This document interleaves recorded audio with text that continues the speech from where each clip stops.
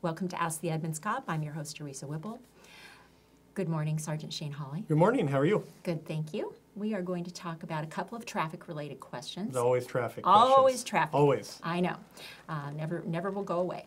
The first question is related to school zones, and when you're driving and seeing kids walking on the sidewalk or flashing yellow lights, tell us the rules for what you should do when you're in a school zone. Okay, so you have a 20-mile-an-hour school zone around all of the schools, and when you see that yellow light flashing or when the kids are out, like you said, you need to slow down to that speed limit.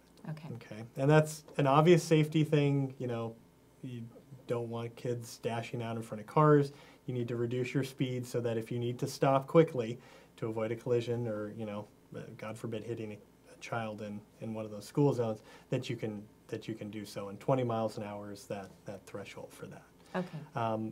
We get the question, what if the light's flashing but I don't see any kids out and about, or whatever the case maybe is, but if the yellow light's flashing, you still need to slow down.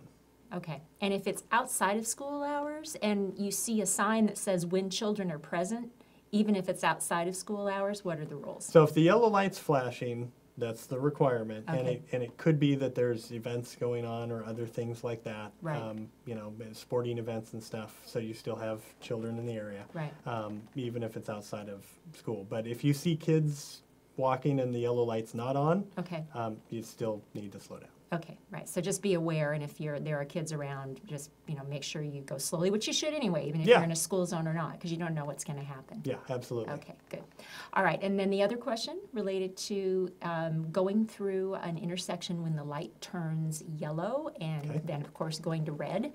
Kind of what's the threshold for when you should stop? Should you continue? What are the rules? Okay, so you're supposed to stop for a red light behind the white painted line. So if you're approaching the intersection, the light turns red, you stop. That's kind of a no-brainer. And your question, people kind of like, well, what if it turns red during the middle of the intersection or what? Okay, so if you've entered the intersection on the yellow light, you proceed through the intersection as long as you've taken control of the intersection when it's yellow.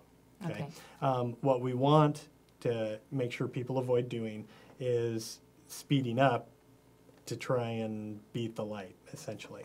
If you look at the state law, that's RCW 4661-400, it's kind of the basic speed rules when it's covered. I'm always so impressed when you can just throw those numbers out there like that, the state codes. It's really you learn a few of them over time. Okay. There's a section in there, and it talks about that it's your duty and responsibility to actually slow when approaching intersections and through intersections. Okay. And that's put in there so that way you hopefully don't end up in that awkward situation. I think we've talked about this before where it's like, do I slam on the brakes so I don't, try and stop? What if I end up in the middle of the intersection? Do I just speed up?